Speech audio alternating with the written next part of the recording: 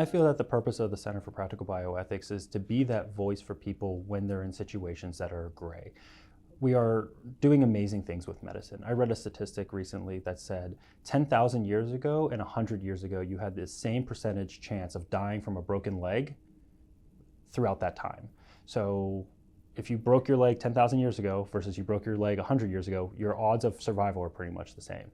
Now, a broken leg is nothing. So we have advanced so much with medicine, with technology, for what we're able to do, that it surprises me every day to see the routineness of surgery that 100 years ago would be unthinkable. The advances in technology that we are creating, it's wonderful. It's creating new opportunities for quality of life improvements and extension of life.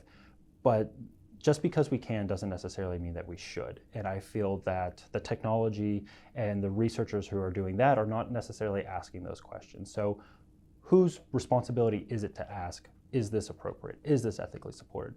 Because while we can advance technologically as a society, I do believe that there are intrinsic moral standards and moral beliefs that haven't really changed for human history. We tend to feel importance of community, of being personal with each other, for caring for each other. Medicine is the curative arts, healing arts. So it does require people being personal, being present, being with each other.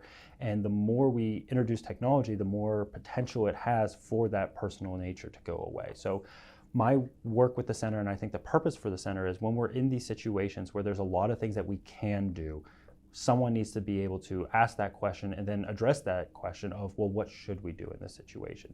Be that supporting the patient, supporting the provider, supporting the hospital. We kind of work as that middleman, a voice for those who don't necessarily have their voice.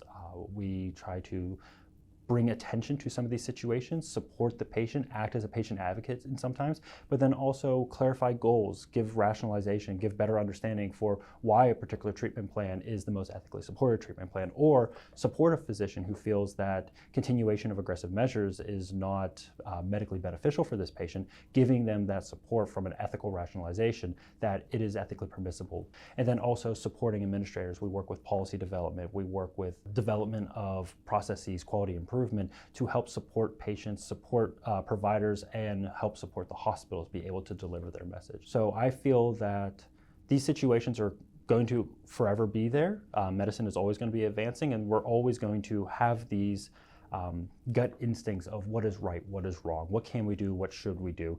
And having someone who is available at the bedside or in the policy development rooms, being able to address them in an appropriate way, and address them in a high quality standard, I think that is the purpose of the center, is to be that person.